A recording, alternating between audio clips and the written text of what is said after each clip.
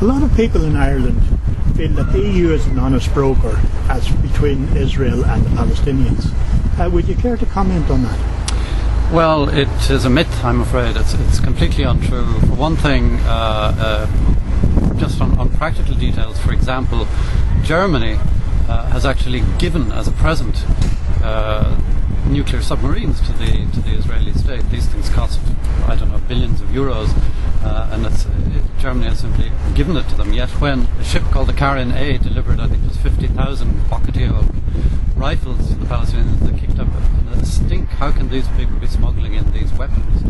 In relation to the nuclear submarines, how many submarines are in question, and are they nuclear powered or nuclear armed? They are submarines that are capable of being nuclear armed. I believe, just off the top of my head, there were 2 submarines involved. One of them, the Israelis had to pay for at some vastly reduced rate, and the other one was just given as a gift to atone for the Holocaust, so to speak.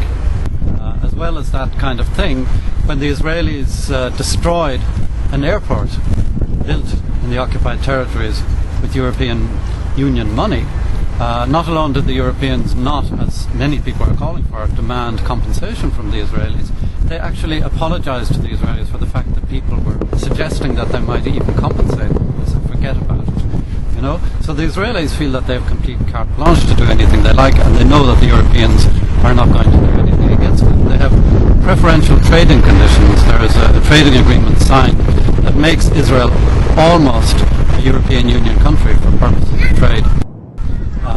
There's a human rights clause in that Israel repeatedly breaches. The European Parliament itself asked for this to be suspended after a particularly bad Israeli atrocity, but they wouldn't have it, you know. So the European Union continues to support Israel politically, economically, and it makes demands from the Palestinians, conditions that it never demands from the Israelis. Like, you won't speak to Hamas unless it fulfills 3 conditions that are laid down very specifically. Those 3 conditions are never laid down for the Israelis, even though the Israelis are the aggressors. So the Israelis are using European weapons, they're exporting arms to the European Union. The European Union is making ridiculous demands of the Palestinians, not making reciprocal demands. And you can call that being an honest broker? I'm afraid not, because the Europeans see Israel as a kind of European colonial structure, which it is, in the Middle East. They think of it as a shining light of Western civilization in the midst of these barbaric Arabs. Right, thank you very much.